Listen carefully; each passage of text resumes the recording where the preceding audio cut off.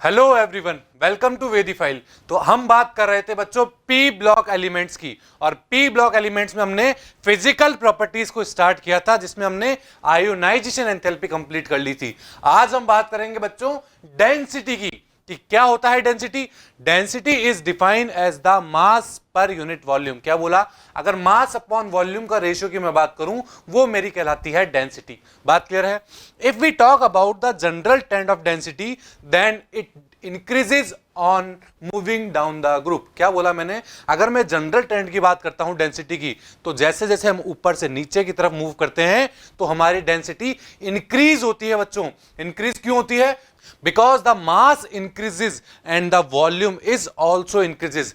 ये क्या बात हुई भाई? ऊपर से नीचे आने पर मास इंक्रीज हो रहा है। क्यों? क्योंकि नंबर ऑफ प्रोटॉन और नंबर ऑफ इलेक्ट्रॉन बढ़ रहे हैं। बात क्लियर है? और ऊपर से नीचे आने पर वॉल्यूम भी बढ़ रहा है, मतलब एक एक शेल बढ़ती चली जा रही है। बात क्लियर है? तो हम किसको डोमिनेंट मानेंगे बच्चों? तो हम डोमिनेंट मास को लेते हैं बच्चों। यहां पर वॉल्यूम डोमिनेंट नहीं होता है। तो मैंने क्या बोला? ऊपर से नीचे आने पर मास बढ़ रहा होता है, वॉल्यूम भी इंक्रीज हो रहा होता है, बट मास वॉल्यूम के ऊपर डोमिनेंट होता है। इसलिए हम बोलते हैं कि जनरली ऊपर से नीचे आने पर डेंसिटी हमारी इंक्रीज होती है बच्चों।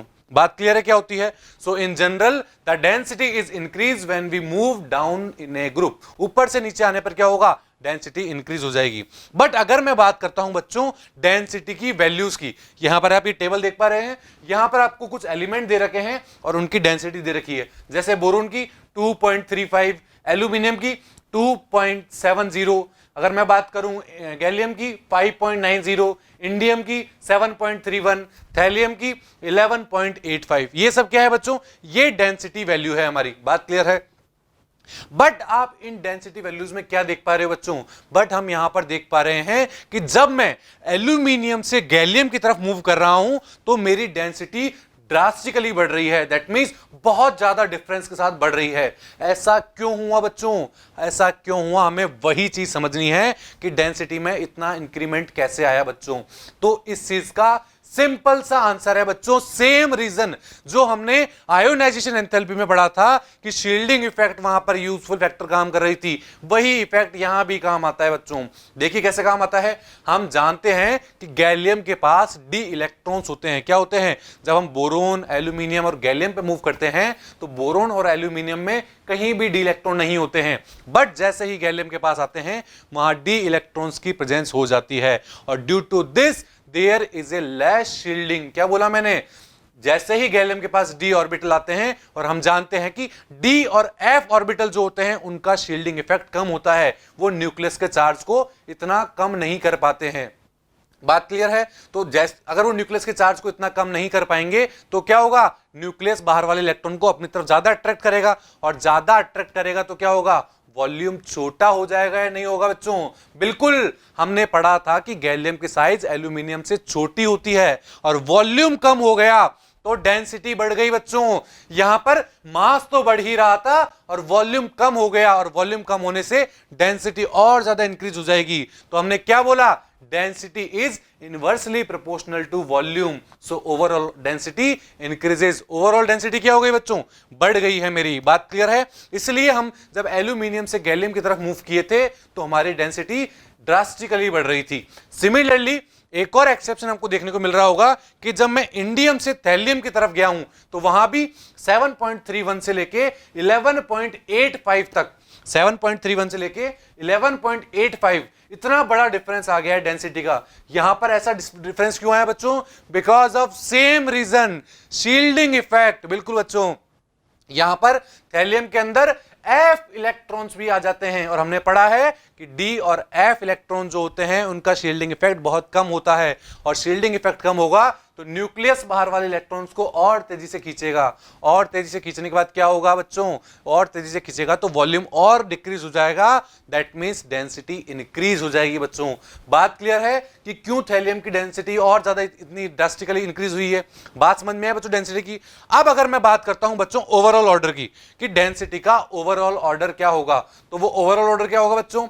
ओवरऑल ऑर्डर यही होगा, सबसे ज्यादा थैलियम का होगा, थैलियम के बाद इंडियम आ जाएगा बच्चों, इंडियम के बाद मैं बात करूं तो हमारा गैलियम आ जाएगा, गैलियम के बाद एल्यूमिनियम, और सबसे कम डेंसिटी हो गई हमारी बोरोन की। बात क्लियर है बच्चों कि क्या हुई हमारी डेंसिटी का ऑर्डर? आई होप आप सबको ये डेंसिटी का समझ में आया होगा। अब बात करते हैं बच्चों मेल्टिंग पॉइंट और बॉइलिंग पॉइंट की, कि क्या होता है मेल्टिंग पॉइंट, बॉइलिंग पॉइंट, और बोरोन फैमिली में ये किस तरह वेरी करता है उसकी बात करेंगे।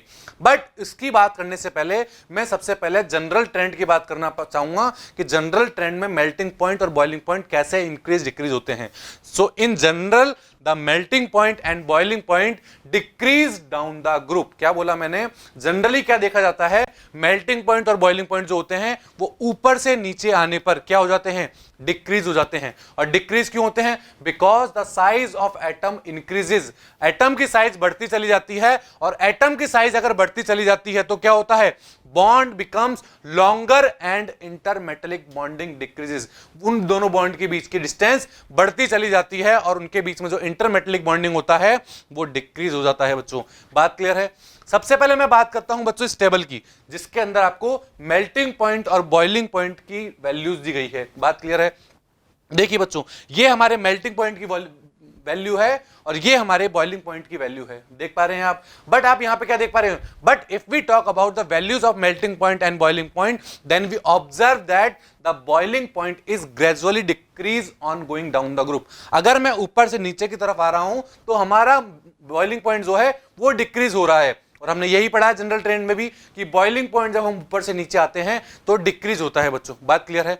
बट अगर मैं बात करता हूं बच्चों मेल्टिंग पॉइंट की वैल्यूज की, तो वहां आप क्या देख पा रहे हो बच्चों? वहां पर आप देख पा रहे हो कि ड्रास्टिक डिक्रीज हो रहा है मेल्टिंग पॉइंट में जब मैं बोरोन से एल्यूमिनियम की तरफ जा रहा हूं। क्या बोला मैंने? जब मैं बोरोन से एल्यूमिनियम की तरफ आया हूं बच्चों, तो वहां आप मेल्टिंग पॉइंट का ऑर्डर देख पा रहे हैं। वहां पर मेल्टिंग पॉइंट में क्या हो रहा है? ड्रास्टिक डिक्रीज हो रहा है, मतलब बहुत ज्यादा अमाउंट में डिक्रीज हुआ है। अब ऐसा क्यों हुआ है? ऐसा क्यों हुआ है बच्चों, हमें उसे समझना है। Why boron has relatively more melting point than other element, यह भी हमें जानना है ऐसा क्यों है। Because the structure of boron, क्या बोला मैंने? Because the structure of boron has a special type of structure. Boron के पास एक स्पेशल टाइप की स्ट्रक्चर होती है बच्चों, जिसे हम बोलते हैं आइकोसाहेड्रॉन। क्या बोलते हैं? आइकोसाहेड्रॉन, जो कि आप ये देख पा रहे हैं। ये है बच्चों हमारी आइकोसाहेड्रॉन, या फिर मैं बोल दूं बोरोन की स्ट्रक्चर है। इस आइकोसाहेड्रॉन में क्या होता है बच्चों? 20 ट्राइगोनल फेसेस होती है। क्या होती है? 20 ट्राइगोनल फेसेस होती है।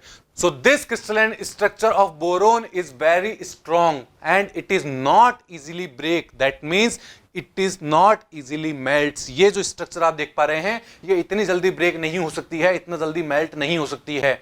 So due to this its melting point is higher than the other element of the group. इसी वजह से बच्चों बोरोन का मेल्टिंग पॉइंट इतना ज्यादा हाई होता है बच्चों।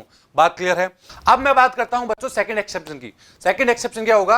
आप गैलियम को देख पा रहे हैं बच्चों। गैलियम में आप क्या देख रहे हैं कि यहां पर इसका जो मेल्टिंग पॉइंट है वो बहुत ज्यादा कम है, बहुत ज्यादा लो है। ऐसा क्यों है? यह भी एक एक्सेप्शन है। हमने क्या बोला था? ऊपर से नीचे आने पर क्या होता है? मेल्टिंग पॉइंट डिक्रीज होता है। बट आप देख पा रहे हैं गैलियम का बहुत ज्यादा कम है, जबकि बाकी एलिमेंट इसके बाद वाले जो हैं उनका थोड़ा ज्यादा है। ऐसा क्यों? Because of the structure of gallium. Gallium की स्ट्रक्चर की वजह से बच्चों ऐसा होता है। क्यों? Its structure is less similar to metal but similar to diatomic molecule. इसकी स्ट्रक्चर मेटल की तरह थोड़ी कम होती है, बट एक डाई एटॉमिक मॉलिक्यूल की तरह ज्यादा होती है। जस्ट लाइक ए डाइमर, जिस तरह डाइमर बनाते हैं उस तरह इसकी स्ट्रक्चर होती है। So due to this the melting point of gallium is very very very low. आप देख पा रहे हैं कि इसकी वैल्यू 300 के आसपास चल रही है। बात क्लियर है? इसलिए बच्चों हमने क्या बोला कि बोरोन मेरा सबसे ज्यादा मेल्टिंग पॉइंट रख रहा था, बट गैलियम मेरा जो सबसे कम मेल्टिंग पॉइंट रख रहा था। बात क्लियर है बच्चों? समझ में आया मेल्टिंग पॉइंट और बॉइलिंग पॉइंट क्या हुआ? इससे पहले हमने पढ़ा था बच्चों डेंसिटी। तो आई होप आप सबको ये density, melting point, boiling point समझ में आया होगा। Thank you.